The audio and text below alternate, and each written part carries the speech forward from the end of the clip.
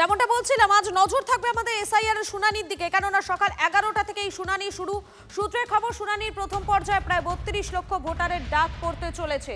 মূলত no mapping ভোটারদের কাছে প্রথমে নোটিশ যাচ্ছে, তাদের থেকে চাওয়া হবে যাবতীয় নথি, অন্তত এমনটাই জানা যাচ্ছে। আজ থেকে শুরু এসআইআর এর শুনানি, সকাল 11টা থেকে শুরু হবে শুনানি। সূত্রে খবর, শুনানির প্রথম পর্যায়ে প্রায় 32 লক্ষ ভোটারের ডাক পড়তে চলেছে। মূলত নো ম্যাপিং ভোটারদের কাছেই প্রথমে নোটিশ যাচ্ছে। শ্রাবন্তী রয়েছেন আমাদের প্রতিনিধি আমাদের সঙ্গে। শ্রাবন্তী, আজ থেকে এসআইআর এর শুনানি শুরু হচ্ছে এবং কি কি আপডেট এই মুহূর্তে তোমার কাছে রয়েছে?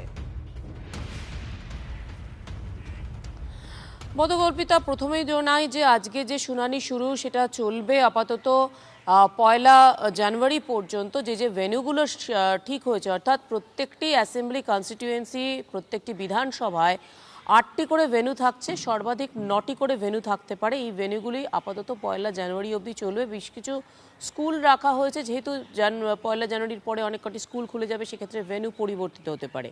সকাল 11টা থেকে এই শুনানি শুরু হবে।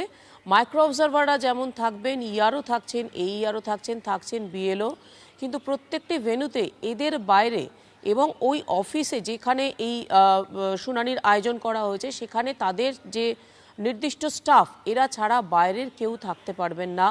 এমনকি বিএলএ যারা রয়েছেন, অর্থাৎ প্রত্যেকটি রাজনৈতিক দলে যে সমস্ত এজেন্টরা থাকছেন, সেই সমস্ত এজেন্টরাও ভিতরে প্রবেশ করতে পারবেন না, তারা বাইরে থাকতে পারেন।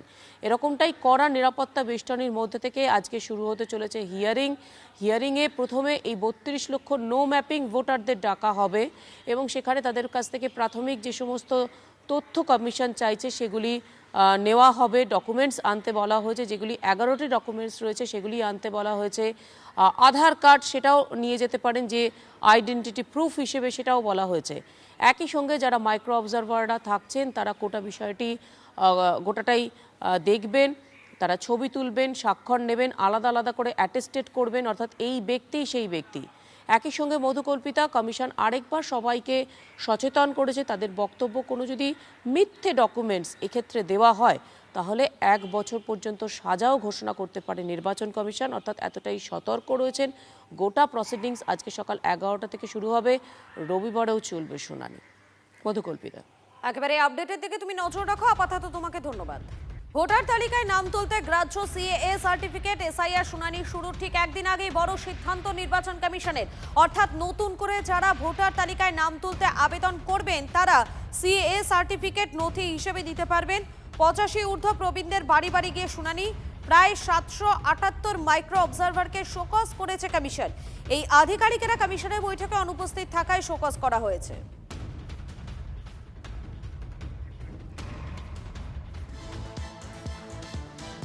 ভোটার তালিকায় বিশেষ নিবিড় সংশোধন পর্ব কি বঙ্গের ভুয়ো ভোটারের জট কাটাতে পেরেছে?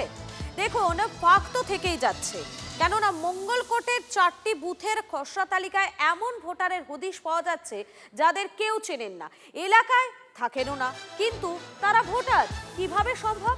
সেই উত্তরই খুঁজে চলেছে মঙ্গলকোট। ভোটার তালিকা থেকে ভুয়ো নাম বাদ দিতেই এসআইআর প্রক্রিয়া। এনুমারেশন পর্ব শেষে খসড়া তালিকাও প্রকাশ হয়েছে, আর সেখানেই এমন কিছু নাম পাওয়া যাচ্ছে যাদের পাড়ার লোকজনই চিনতে পারছেন না। একটি দুটি নয়, মঙ্গলকোট বিধানসভার 4টি বুথে একই ঘটনা। এই নতুন খসড়া তালিকায় একদম 777 নম্বর, এই 777 নম্বরে দেখা যাচ্ছে নাম রয়েছে রাজেশ শেখ এবং পিতার নাম রয়েছে রাজু শেখ।